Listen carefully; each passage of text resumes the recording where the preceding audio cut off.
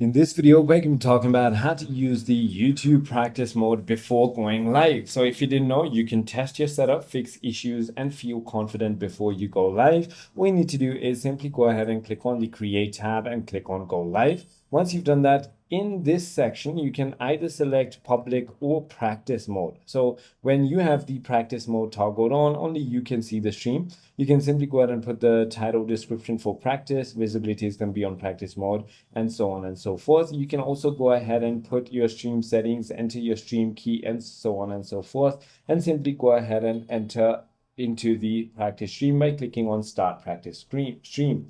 Here, you can simply go ahead and check everything. So you can test your video, your audio, alerts, scenes, and everything you plan to use during your live stream. And you can simply end your practice stream once you're ready to go. I hope this video clarifies everything for you. If you have further more queries, feel free to comment down below, and I'll see you on the next one.